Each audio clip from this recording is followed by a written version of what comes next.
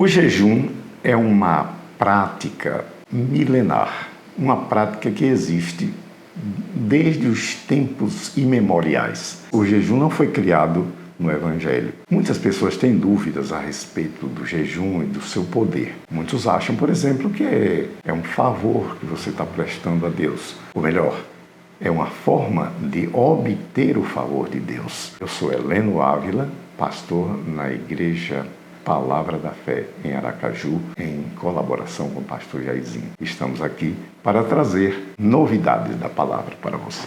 Jesus, certa vez, diante de uma situação em que os apóstolos, os discípulos, não puderam expulsar um demônio, e Jesus chegou para eles e disse: esse tipo de casta maligna, só com oração e jejum. Então, o que é que Jesus queria dizer? Você, toda vez que vai se deparar contra um demônio, você tem que jejuar e tem que ficar orando noites a fio? Não é isso que o Senhor Jesus queria dizer. Na verdade, ele queria dizer que o jejum deve ser uma prática, assim como a oração deve ser uma prática constante na vida do crente. Então, eu gostaria que você encarasse o jejum como uma ferramenta que vai submeter a sua vontade, submeter a sua carne. Veja bem, nós somos muito suscetíveis,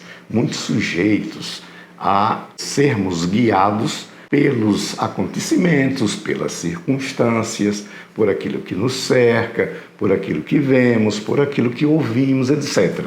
Nós somos muito sujeitos a isso. Mas a vida pelo Espírito e a vida no Espírito deve primeiro tratar de colocar o Espírito em primeiro lugar, ou seja, dar a proeminência, dar ao Espírito o privilégio de comandar a sua vida. E eu falei há pouco que há coisas que são preferenciais na nossa vida natural e você precisa dominá-las, você precisa estar atento a isso. Uma das coisas que eu queria deixar bem claro é a respeito da palavra carne, quando ela aparece nas Escrituras. Com frequência, esta palavra é usada para definir o que é a nossa mente, o nosso intelecto, as nossas emoções, os nossos sentidos, a nossa vontade. Isso é carne. Não atrapalhe carne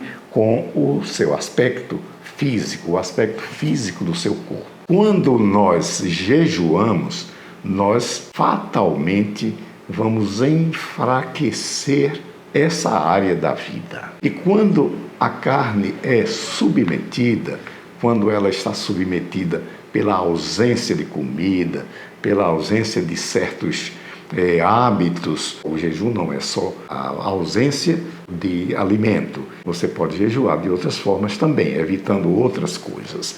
Então, quando nós submetemos a nossa carne, então o Espírito vem e assume o comando. Nessa hora você está apto, você está em condições de enfrentar determinadas situações que os demônios conhecem muito bem. Eu tenho dito que os demônios, eles habitam, eles vivem ao redor de nós, porque as Escrituras dizem isso, e então você precisa estar muito atento. Veja bem, o caso de Jó, por exemplo. Jó era um homem justo, mas ele tinha lá uma pequena falha. É como se ele estivesse cercado de uma cerca completa, mas lá, de vez em quando, uma varinha dessa cerca era aberta e o diabo podia entrar, penetrar por ela e ter acesso a Jó. E ele diz lá no capítulo 3, verso 25, tudo o que eu temia me aconteceu. Ou seja, ele descobriu, depois daquela experiência terrível, que o temor, ou seja, o medo, é uma ferramenta usada pelo diabo para alcançar qualquer um de nós. Então, o medo precisa ser combatido com armas poderosas e o jejum pode ser usado para isso. Você se fortalece o seu espírito e ele então se torna apto para esta batalha constante, diária, 24 horas por dia, que o Filho de Deus enfrenta todo o tempo. Faça isso, o jejum é importante, mas seu jejum não vai comprar a vontade de Deus nem o favor de Deus. Nunca faça isso. Deus não precisará do seu jejum. Você é quem precisa. Seja abençoado.